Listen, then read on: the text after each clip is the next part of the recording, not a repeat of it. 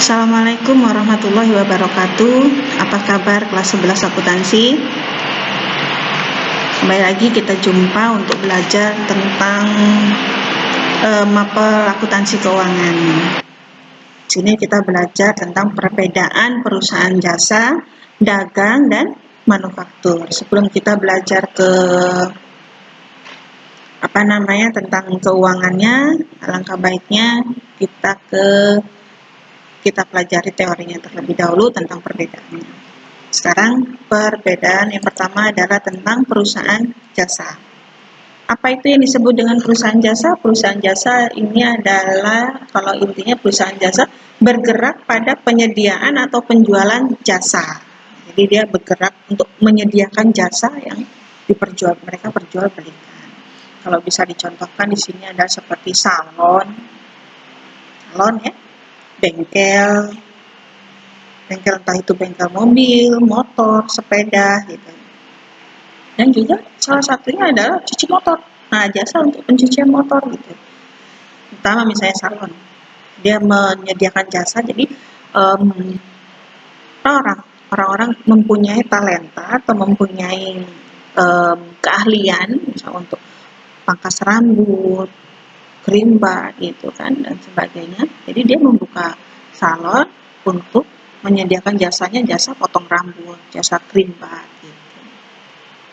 Kalau contoh yang kedua, misalnya ini tadi bengkel ya, entah itu bengkel mobil, motor, atau sepeda, dia mempunyai talenta atau mempunyai keterampilan di bidang untuk misalnya memperbaiki kerusakan yang ada di motor, kerusakan yang di mobil, sepeda gitu. Nah, ini dia bisa menjual jasanya tersebut. Nah, berikutnya nih, kalau misalnya sudah musim, untuk contoh berikutnya, misalnya di musim hujan, di musim penghujan itu banyak dan sebagainya, banyak sekali bermunculan jasa-jasa cuci motor, jasa cuci mobil gitu kan. Nah, ini menjual jasanya untuk mencuci atau membersihkan motor atau mobil customer-nya gitu. Jadi dia memberikan jasanya. Dan untuk perusahaan dagang, di sini gue sebutkan supaya lebih mudah kalian pahami ya, ini pakai bahasa ya. Perusahaan dagang ini bergerak di bidang penjualan barang. Bayangkan penjualan barang. Cirinya seperti apa? Cirinya ini adalah membeli barang dagangan tersebut, membeli suatu barang dagangan tersebut, dan menjual barang dagang tersebut tanpa merubah bentuknya. Sekali lagi, bahwa dia mempunyai ciri membeli barang dagangan dan menjual kembali barang tersebut tanpa merubah bentuknya. Itu ciri untuk perusahaan dagang. Kalau misalnya dicontohkan, misalnya nih sebenarnya di sini saya tulis showroom, baik showroom mobil, showroom motor, atau apapun itu. Jadi usaha tersebut dia menjual, kalau misalnya showroom mobil ya, dia membeli atau mengisi showroomnya itu, dia membeli mobil di suatu tempat, untuk membeli suatu mobil di suatu tempat, diletakkan di showroomnya dengan tujuan untuk dijual kembali mobil tersebut tanpa merubah bentuknya. Jadi apa yang dijual itu apa yang dibeli itu yang dijual. Itu contoh yang pertama. Contoh yang kedua, misalnya di sini ada toko sepatu, saya tulis toko sepatu. Bagaimana kalau toko sepatu? Nah, bayangkan, atau misalnya kalian lah punya toko, punya usaha menjual sepatu. Kalian punya toko. Untuk mengisi toko kalian dengan sepatu-sepatu yang akan kalian jual, kalian membeli sepatu tersebut di suatu tempat. Misalnya di Tanah Abang atau dan sebagainya. Kalian membeli barang dagangan tersebut atau sepatu ya, membeli sepatu tersebut, kalian letakkan di toko kalian untuk kalian jual tanpa merubah bentuknya. Contohnya nih, misalnya kalian membeli di Tanah Abang itu tadi, membeli sepatu dengan yang tadinya haknya di belakang. Sepatu haknya di belakang ya. Sepatu haknya di belakang. Setelah sampai di toko kalian, apa iya kalian ganti itu hak yang ada di depan itu menjadi yang di belakang menjadi di depan? Bagaimana ceritanya? Jomplang gitu ya. Ya, itu nggak mungkin. Jadi, apa yang kalian beli, itu yang kalian jual tanpa merubah bentuknya. Itu ya, contoh yang konkret. Berikutnya, kalau misalnya ada satu contoh lagi, toko elektronik. Di toko elektronik, yang misalnya kalian punya toko elektronik, baik itu kulkas, televisi, radio, DVD, atau apapun itu. Jadi kalian membeli kulkas, TV, DVD, dan sebagainya dari suatu tempat, kalian pajang atau kalian jual untuk dijual di toko kalian tersebut tanpa merubah bentuknya. Berarti kalian mempunyai usaha yang bergerak di bidang perdagangan yang bisa disebut dengan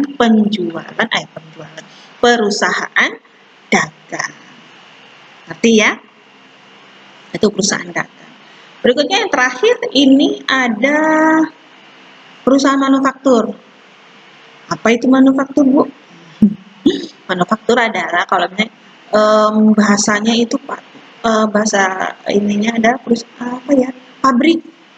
Nah, pabrik. Nah, itu kalau misalnya kalian lihat pabrik yang di kabupatennya, pabrik itu ada perusahaan manufaktur.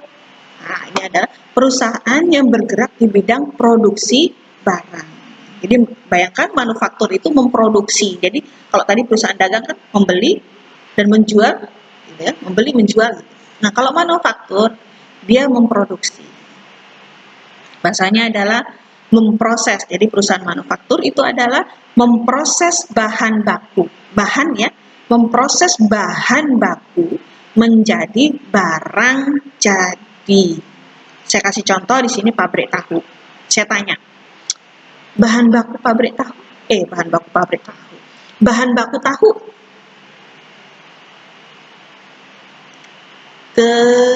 kedelai. Bahan baku tahu adalah kedelai. Untuk bisa kedelai itu tadi, untuk bisa menjadi tahu membutuhkan proses. Nah, diproses dari digiling, diperas, dikukus, entah diapakan itu untuk menjadi tahu, nah itu kan perlu proses. Nah, memproses bahan baku menjadi barang jadi. Apa bahan bakunya tadi? Kedelai. Barang jadinya tahu. Gitu. Ya kan? Tahu. Untuk contoh yang kedua atau manufaktur yang kedua adalah di sini pabrik sepatu. Nah, ini butuh proses juga, gitu kan? Apa bahan baku sepatu? Kulit, boleh, terus kain kalau misalnya sepatu tersebut terbuat dari kain, gitu kan? Nah, kita proses dari dari pembuatan pemotongan kainnya, gitu kan, pola kainnya, dan sampai ngelemnya, sampai menjadi barang jadi atau menjadi sepatunya tersebut, gitu kan, butuh proses kan. Nah, itu masuk ke dalam perusahaan manufaktur. Contoh yang ketiga ini contohnya adalah garment. Tahu garment? Kalian tahu apa garment? Garment itu proses produksi membuat baju. Nah, itu garment ya, gitu. Jadi saya tanya juga, apa bahan baku baju? Bahan baku utama baju? Kain, benang, gitu kan? Kancing, sleting. Nah, itu untuk menjadi dari menjadi proses jadinya itu kalau kancing tadi, pemanisnya. Jadi bahan baku utama adalah kain. Sama dengan pabrik sepatu tadi, dari proses pola menggambar berikutnya memotong polanya, menjahitnya sampai masang kancing, masang payet-payet, manik-manik dan sebagainya sampai menjadi barang jadi. Jadi memproses kain yang tadinya kain menjadi baju. Nah, ini tadi memproses bahan baku menjadi barang jadi. Itu adalah perusahaan manufaktur. Nah, itu tadi sudah Ibu jelaskan perbedaan ketiga atau pengertian ketiga perusahaan. Yang pertama perusahaan jasa, kedua perusahaan dagang, dan perusahaan manufaktur. Jadi sebelum kita belajar tentang keuangannya, keuangan perusahaan jasa dan dagang. Kalau manufaktur nanti kita kupas terlalu dalamnya nanti di kelas 12. Jadi sebelum keuangannya, ini dulu pengertian tentang ketiga perusahaan ini dulu kita pelajari. Baik, nanti kalau misalnya ada pertanyaan di sesi berikutnya bisa ditanyakan bisa kalian tanyakan ke saya. Berikutnya saya akhiri dulu. Assalamualaikum warahmatullahi wabarakatuh. Salam sehat.